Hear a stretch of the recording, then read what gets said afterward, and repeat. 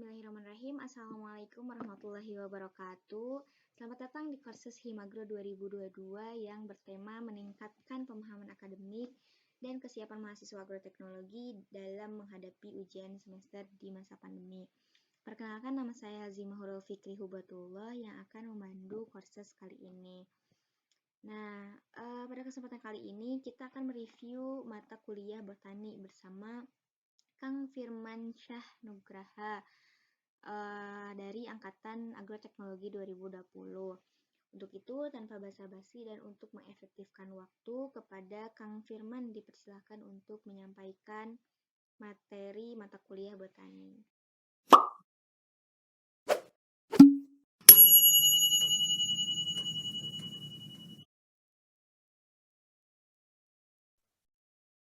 Baik, terima kasih kepada MC yang telah memberikan waktunya kepada saya. Di sini saya akan mereview mata kuliah botani.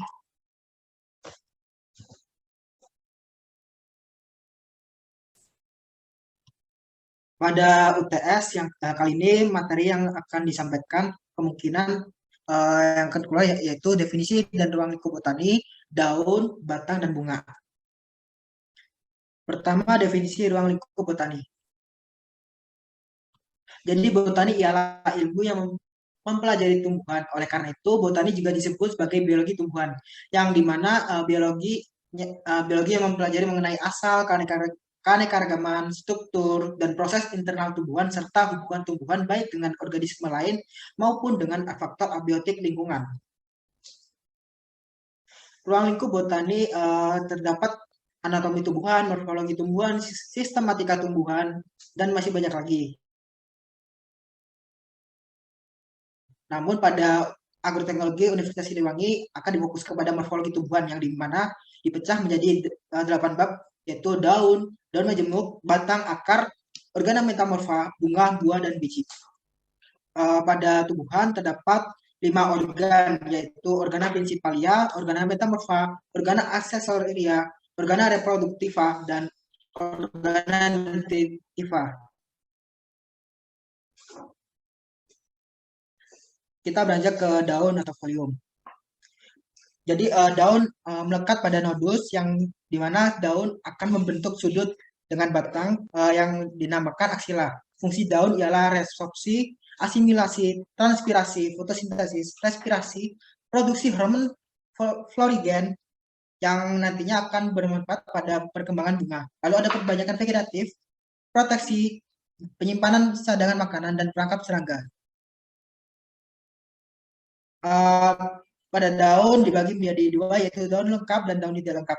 Dari mana daun lengkap memiliki beberapa daun, tangkai, dan helai. Pada daun tidak lengkap setidaknya terdapat 1 atau 2 bagian yang tidak ia miliki. Pada daun tidak lengkap dibagi menjadi 4 golongan, yaitu pertama daun bertangkai yang memiliki tangkai dan helaian saja, lalu ada daun berpelepah yang memiliki pelepah dan helaian saja, lalu ada daun duduk atau sesilis yang hanya memiliki helaian, lalu ada daun semu yang memiliki tangkai. Kemudian pada daun terdapat bagian pelengkap, contohnya itu stipula, yang dimana stipula merupakan 2 helai lembaran serupa daun kecil yang terdapat dekat dengan pangkal daun. Fungsinya untuk melindungi kuncup yang masih muda. Berdasarkan durasinya dibagi menjadi 3, yaitu caduceus stipul yang melekat selama perkembangan daun, namun jatuh sebelum daun jatuh. Lalu ada deciduous stipul yang stipulanya jatuh setelah lamina tumbuh. Lalu ada persistent stipul yang selalu melekat pada daun. Lalu pada berdasarkan letak dibagi yang dimana terletak di sebelah lateral pangkal tangkai daun, lalu stipula atlante yang terletak di sebelah lateral pangkal daun seperti sayap, lalu ada stipula axillaris yang berdekatan di ketiak daun, yang dimana disebut juga sebagai stipula intrapetiolaris. Terus juga ada stipula interpetiolaris yang terletak di antara kedua tangkai, lalu ada stipula antidroma yang berdekatan di satu dan mengambil tempat berhadapan dengan tangkai daun. Biasanya agak lebar melingkari batang, disebut juga stipula petiolopsida. Pada bagian pelengkap daun juga terdapat selaput dan ligula, yang dimana orchea atau selaput bumbung itu berbentuk tabung dan menyelubungi batang serta ketika mudanya biasanya melebihi daun yang masih lebih muda. Lalu ada ligula yang dimana merupakan selaput kecil yang terdapat pada batas pelepah dan helaian daun pada gramina. Graminaceae. Lalu kita lanjut kepada tangkai daun atau petiolus yang bentuknya terdapat silinder pada umumnya, lalu ada yang bulat berongga, ada yang berbentuk pipi dan tepi melebar, ada yang berbentuk persegi dan juga ada yang berbentuk setengah lingkaran. Yang dari permukaannya petiolusnya ada yang memiliki kerutan, bersisik, lentisel dan glandular.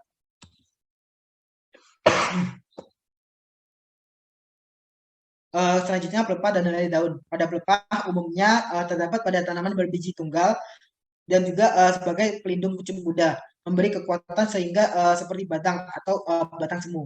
Lalu menahan air masuk. Kemudian pada helai daun atau lamina, setiap tanaman itu berbeda dalam hal bentuk, daun, jumlah daun, ukuran, dan warna daun. Jika tanaman memiliki bentuk daun yang berbeda dalam satu pohon disebut heterofili, di mana cabangnya berlainan. Lalu ada yang anisofili yang dalam satu cabang berbeda bentuknya. Kemudian pada baut daun atau siskum siklo dibagi menjadi 4, yaitu bagian daun terletak di tengah helaian, yang dimana pada ini dibagi menjadi 5 golongan, yaitu orbicularis yang bentuknya bulat atau bundar dengan perbandingan panjang dan lebarnya 1:1. Lalu ada peltatus yang bentuknya perisai, tangkai daunnya tidak tertanam ke pangkal daun, namun pada bagian tengah lamina. Lalu ovalis yang bentuknya jorong dengan perbandingan panjangnya sekitar 1,5 sampai 2, lalu lebarnya 1. Lalu oblongus yang memanjang dengan perbandingan panjang dan lebarnya 2,5 sampai 3 berbanding 1. Lalu ada lanceolatus yang bentuknya seperti lancet dengan perbandingan panjang dan lebarnya itu 3 sampai 5 banding 1. Kemudian pada bagian terletak di bagian bawah helaian terdapat 2 kepang bertoreh yang bagi 4 bentuk bulat telur. Ada tringularik yang berbentuknya seperti segitiga sama kaki. Lalu ada deltadeus yang berbentuk seperti segitiga sama sisi. Kemudian ada rhomboid yang berbentuk belah ketupat. Kemudian pada golongan pangkal daun bertoreh itu ada cordatus yang bentuknya seperti jantung, ada reniformis yang berbentuk seperti ginjal, lalu ada sagittatus yang berbentuk seperti anak panah, dan ada hastatus yang berbentuk seperti tombak. Kemudian pada golongan bagian daun terletak di atas helaian terdapat obavatus yang bentuknya bulat telur sungsang, lalu ada opcardatus yang bentuknya jantung sungsang, lalu ada cuneatus yang bentuknya segitiga terbalik, ada spatulatus yang bentuknya seperti sudip. Kemudian bangun daun yang sama lebarnya ada linearis atau garis, ada ligulatis yang bentuknya seperti pita, ada ensiformis yang bentuknya seperti pedang, lalu ada subulatus yang seperti paku, dan acerorus yang bentuknya seperti jarum.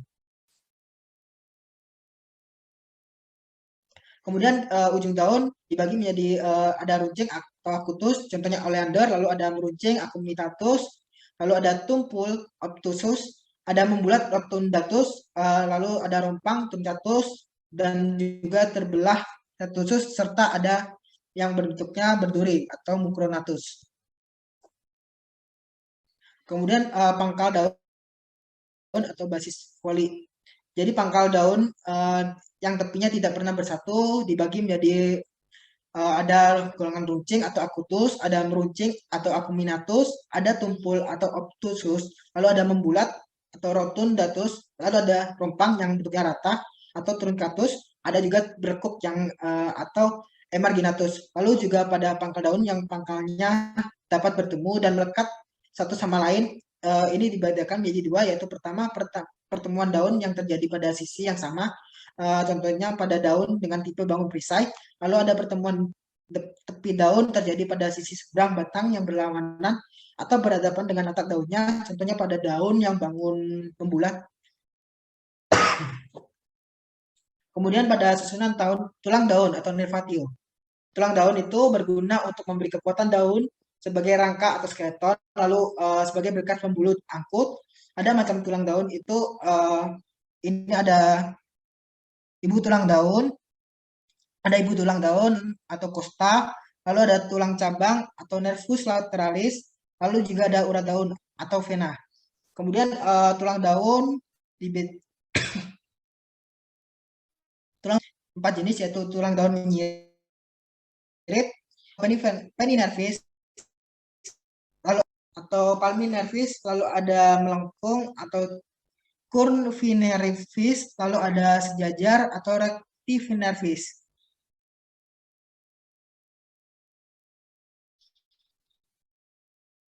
Kemudian pada tepi daun ada yang bentuknya rata atau integer, ada yang bertore atau divisi. Yang tore yang bergigi 100,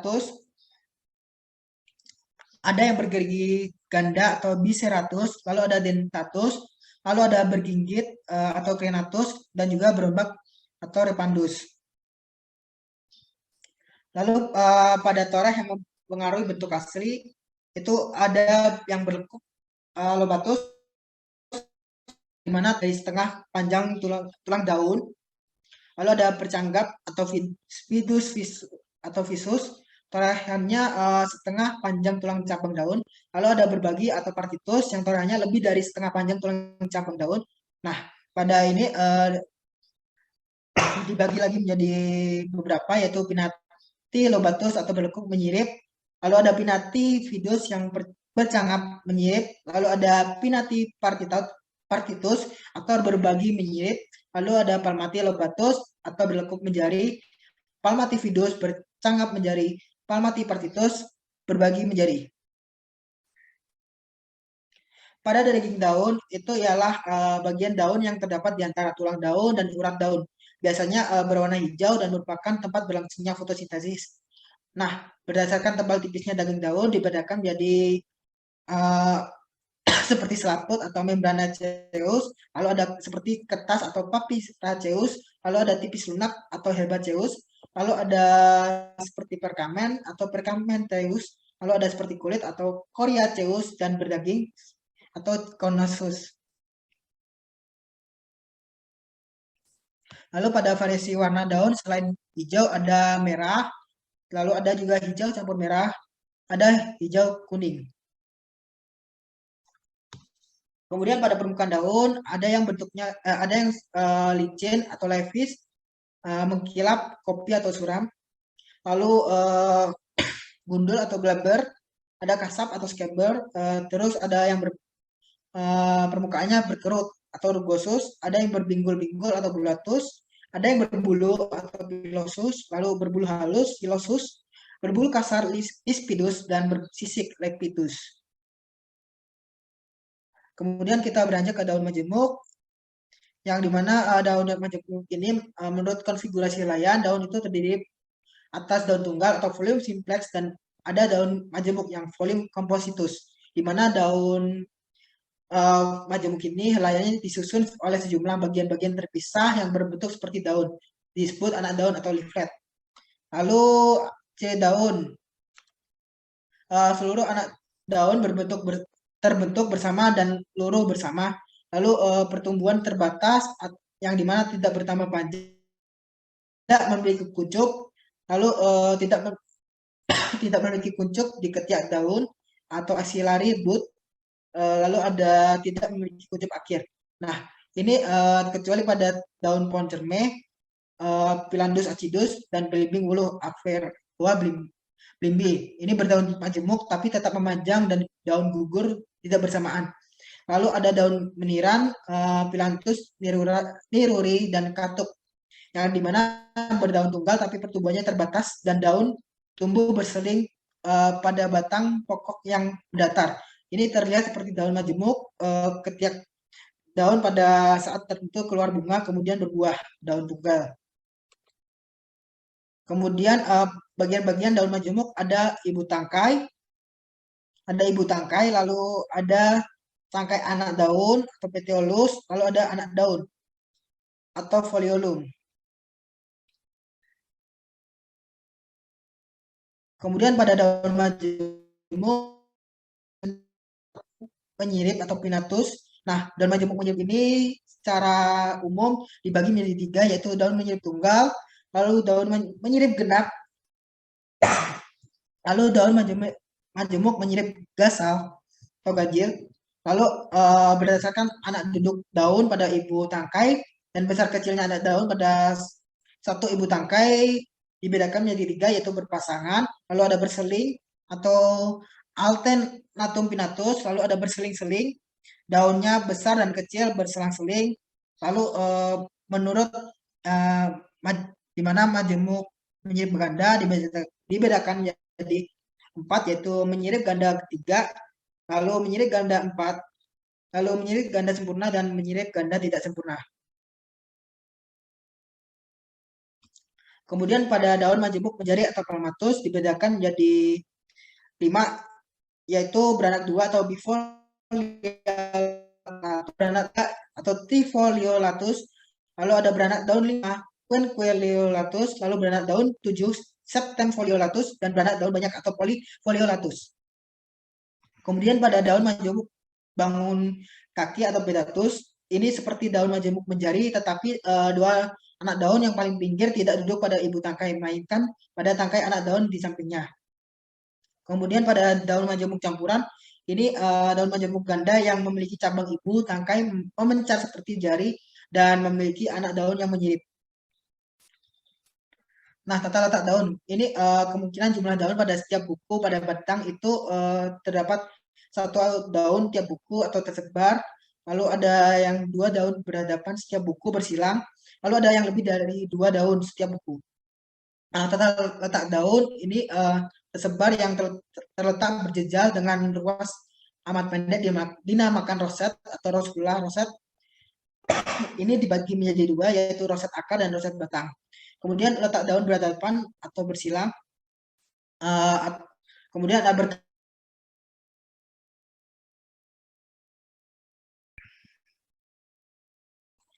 lalu garis ortostik. Ini pada beberapa jenis tanaman tertentu, garis ortostik ini dapat memutar atau tidak lurus disebut spirostik, sedangkan garis ortostik yang memutar ke kiri dan ke kanan dinamakan parastik. Kemudian kita lanjut ke batang. Di mana padang ini sifatnya pada umumnya berbentuk panjang bulat silindris bersifat actinomorph, di mana terdiri dari ruas atau internode dan buku atau node. Kemudian arah tumbuh menuju cahaya atau fototrof bertambah panjang, di bagian ujungnya memiliki percabangan dan selama hidupnya tidak digugurkan kecuali cabang atau ranting kecil. Umumnya tidak berwarna hijau kecuali pada tumbuhan berumur pendek. Fungsinya yaitu mendukung bagian tumbuhan yang ada di atasnya, lalu memperluas bidang atau asimilasi cabang, lalu ada transport materi, kemudian menyimpan cadangan makanan, dan juga menghasilkan jaringan baru, yang dimana pertumbuhan primer dan pertumbuhan sekunder. Nah, berdasarkan keberadaan batang dibagi menjadi 2, yaitu akaulis, yang dimana tumbuhan tidak berbatang, yang bentuknya roset, dan juga caudex, di mana pada caudex ini bagian pangkal batang yang ada di dalam tanah. Kemudian ada kaulis yang tumbuhan yang jelas berbatang. Pembagian jenis batang terdapat berdasarkan letak batang, lalu ada kandungan lignin, bentuk penampang, melintang, keadaan permukaan batang, tumbuh dan umur. Pada berdasarkan letak terdapat 2, yaitu arbor, yang dimana batangnya terletak di atas permukaan tanah, dan juga ada yang batangnya terletak di bawah permukaan tanah. Nah, di bawah tanah ini terdapat 3, yaitu rizom, ada bulbus, dan tuber. Kemudian berdasarkan kandungan ligninnya, pertama daun berkayu atau lignosus, yang dimana batangnya kuat dan keras karena berkayu. Lalu ada basah atau herbaceous, yang dimana batangnya lunak dan berair. Lalu ada rumput atau kamus yang batangnya tidak keras, mempunyai ruas nyata dan berongga. Lalu ada mendong atau kalamus, yang batangnya batang rumput tetapi ruasnya lebih panjang. Kemudian berdasarkan bentuk penampang melintang, terdapat bulat teres, lalu ada bersegi angularis, yang bersegi ini dibagi menjadi 2, yaitu bersegi 3 atau triangularis, dan juga bersegi 4 atau mularis. Lalu juga ada golongan pipih yang dimana biasanya melebar dan menyerupai daun mengambil alih tugas daun. Menjadi dua lagi yaitu Phyllocadia yang bentuknya sangat pipih dan pertumbuhannya terbatas, dan juga ada Cladodia yang tumbuh terus dan menggandakan percabangan. Kemudian bentuk penampang melintang. Pertama ada yang licin, lalu ada yang merusuk, yang terdapat rigi-rigi yang membujur pada permukaan batang, ada yang beralur atau sulcatus, lalu ada yang bersayap yang biasanya pada batang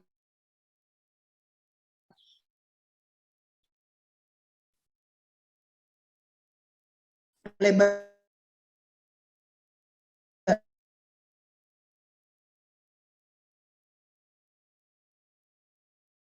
terdapat pasnya kerak.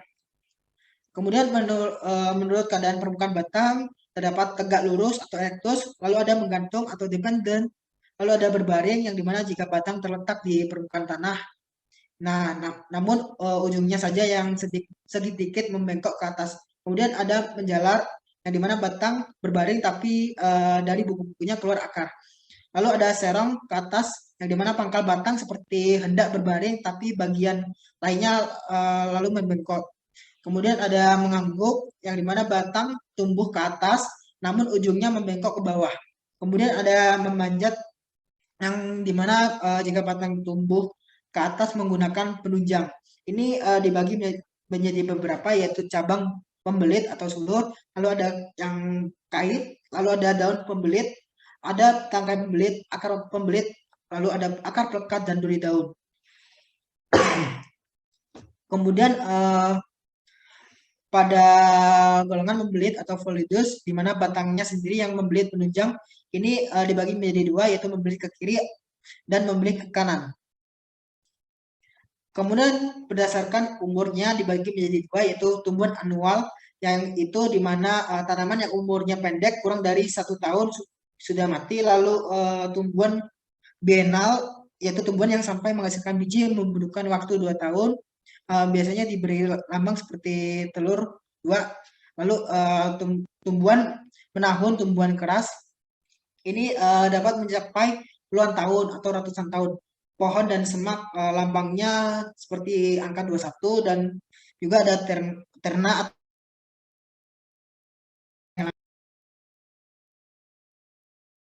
Kemudian ini terdapat 3, yaitu monopodial yang dimana batang pokok selalu tampak jelas.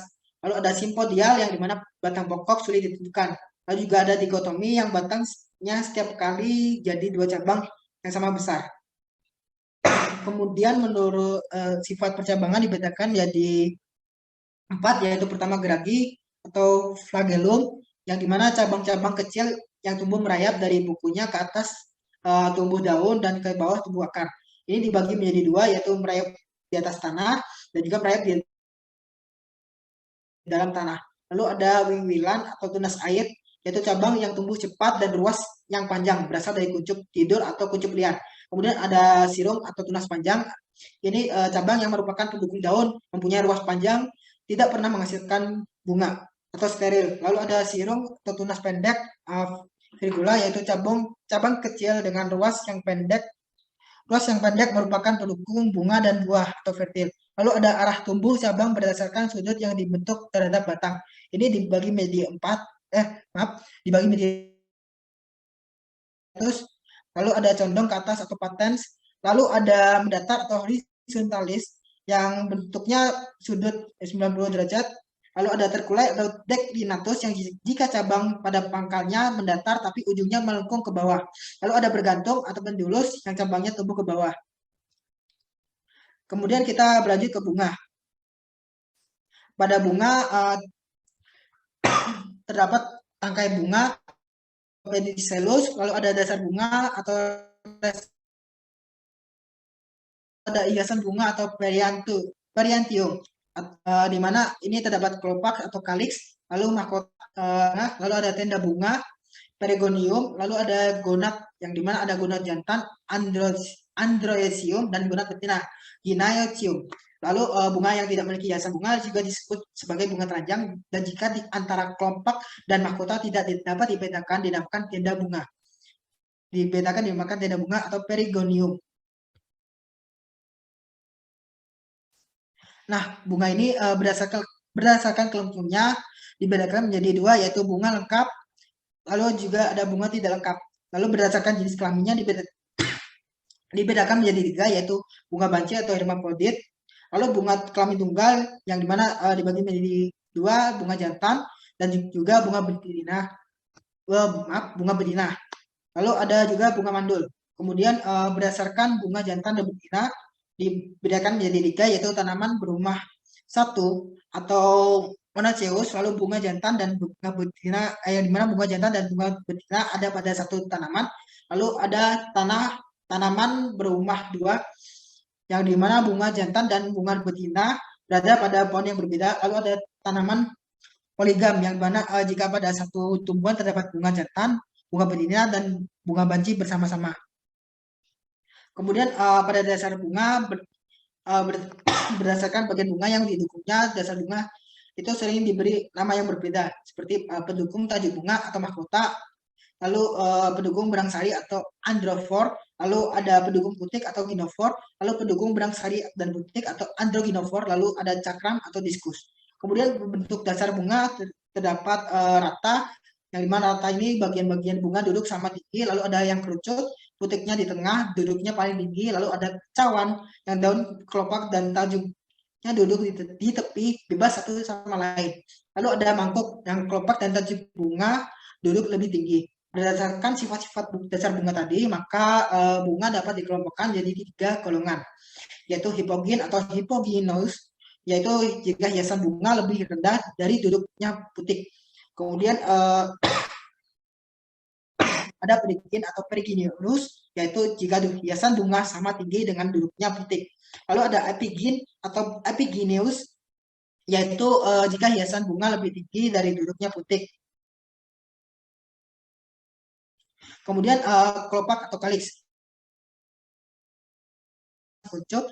Lalu ada setelah bunga mekar dan menjadi buah, kelopak ini biasanya gugur, kecuali pada terung dan jumpukan. Lalu ada di mana warnanya itu hijau seperti daun.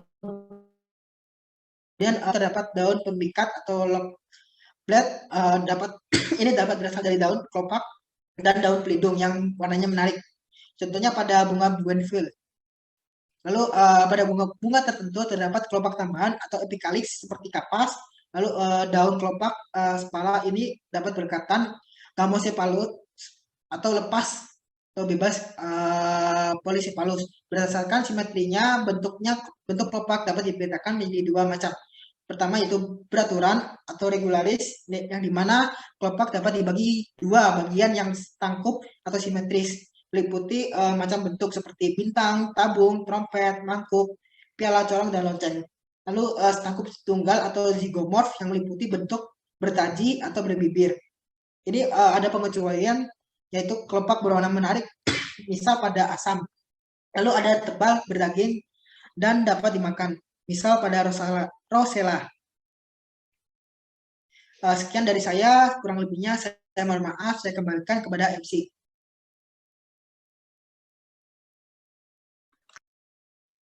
Baik, terima kasih kepada Kang Firman yang sudah menyampaikan materinya. Gimana nih teman-teman? Sangat luar biasa kan ya review materi yang sudah disampaikan oleh Kang Firman ini.